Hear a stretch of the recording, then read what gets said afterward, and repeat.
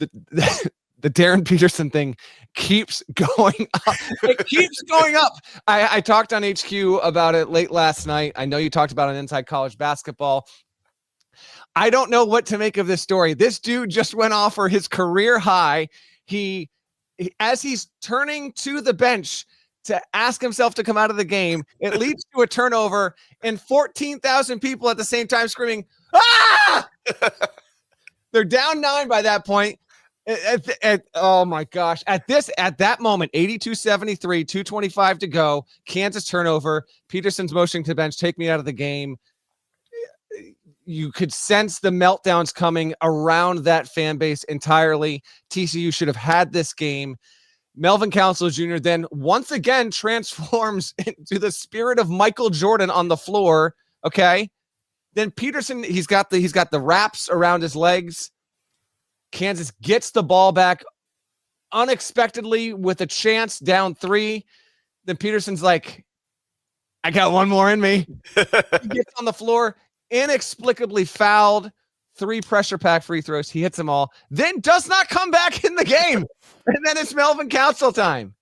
And in spite of all of this, in spite of, like, he's trying, he's in pain, they can't figure out how to get him in for everything they need. He's off the floor for overtime. Kansas wins anyway. He goes for a career high 32.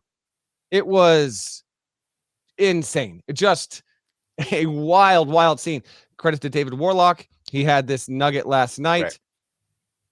13 teams ever in men's D1 have won a game when they were trailing by at least 15 points with less than 5 to go in regulation.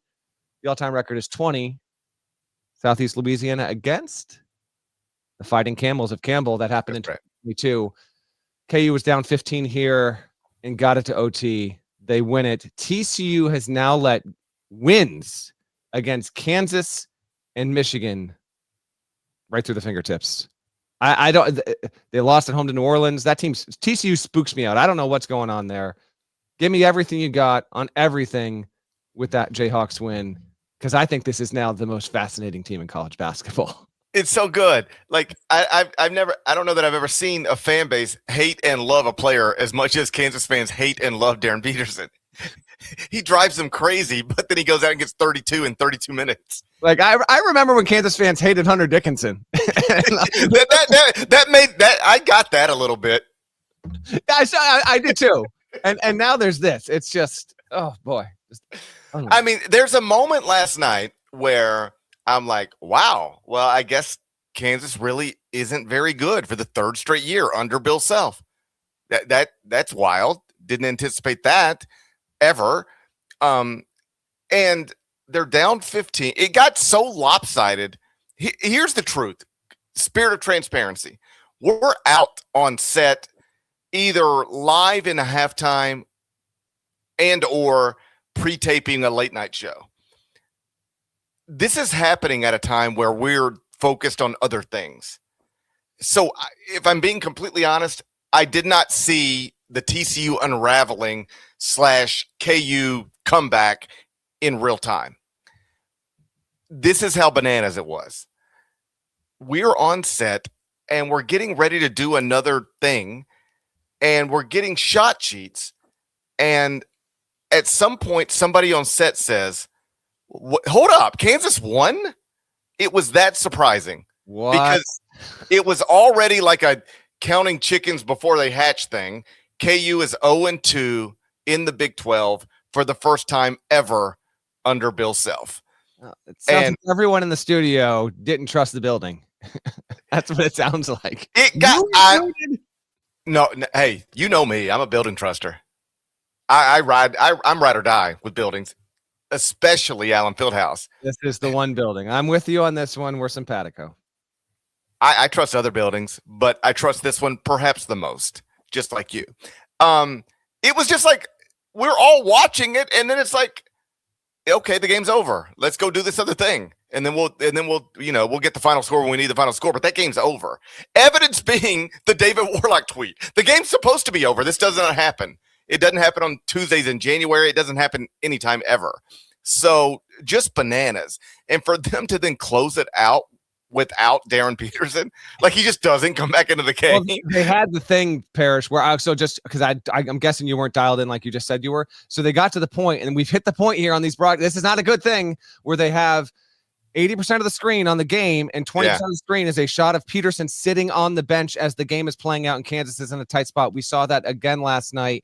The fact that he made the shots to send it to OT and then said, I got to be out for the entirety of overtime, and they still win anyway. Well, he was out before that. Then they bring him back in to try to just take, hey, I know you're hurting. I know you don't feel right. Can you come off of a ball screen and take a shot? That's what it was. And he was like, yeah, I'll do that. So it's all bananas. You know what? I take that back. It's not bananas. It's actually probably sensible, but it's all unusual. That's the right word. It's unusual. So they're like, can you come back in and come off a ball screen and take a shot? He's like, yeah, I'll give it a go. And he gets fouled. And then, like, give him credit. When he feels like he can play, he's awesome. He doesn't always feel like he can play, but when he feels like he can play, he's awesome. He knocks down the 3 free throws. That's not easy. How many people would knock down those 3 free throws in that moment under that set of circumstances? That's hard. Mm-hmm. So he knocks them down and then never comes back in. And later in the night, I happened to be in the studio last night. Brent Stover's our host. His eyes were worse than mine. Go look at it if you don't believe me. And former NBA All-Star Wally Zerbiak and former NBA Coach of the Year Avery Johnson. So we got, like, the really accomplished guys on that side of the desk, and then me and Stove were over here on this side of the desk. And for whatever it's worth, because I know Kansas fans especially, but also just basketball fans, just sports fans in general, look at this and are like, come on, man. Like, just go play basketball. What are you doing? And Wally, I promise you, I'm not just going to quote Wally every episode of the College Basketball Podcast. I promise you, I'm not. But he was like, I would have played 5 more years in the NBA if I would have been on a minutes restriction coming off of certain injuries throughout my career. He's like, I'm telling you, I've been on these things. Like, here's the thing that I'm always aware of, and I try not to ever lose track of. I can talk about this stuff and I can talk to people about this stuff, but I never did it. I think that's important to remember. I could talk to a million people about what it's like to put a minutes restriction on somebody and what it's like to play through that, but I've never personally done it. I'm not a basketball player. But Wally, like, that's somebody who's done it, for a long time, and he believes in it. And he said, when you are on a minutes restriction, like when they tell you things like you're 25 minutes tonight, if you do push past that, you do start to feel it. Like, your body starts to feel different, and it can take a toll. And so it appears they're being very careful with what they're doing. I mean, if you're selfish at all and you're running a college basketball program and you somehow get that game to overtime, the guy who is literally responsible for getting it there, you want him on the court. But they're all seemingly on some level in agreement that we're not going to push this past a place where he's either feeling something or we've got a minutes number on it. And so what happened last night. All's well that ends well. They got the win, so they're not 0-2 in the Big 12, instead 1-1. But just, an unusual situation that we all saw unfold last night. And I'm going to say it for the 11th straight time. I hope that's the last time we ever see him not be able to finish a game. Nope. But it probably won't be, because it's never the last time. He never finishes a game. He can't finish games. I know. Well, and he did, but for the second time he was on the floor in the final minute of regulation. So they got that accomplished. We're on the same wavelength, buddy, with the Big 12 stuff. I think it's been since I think the 80s, the last time KU started 0-2 in league play. So they dodged that because they lost on the road at UCF. I thought that was important in the context of all this. By the way, TCU and Kansas have the same record, both 11-4. And credit, Trey White played well. Flory Badunga had some good spots. We saw what Council did. He also had 8 dimes.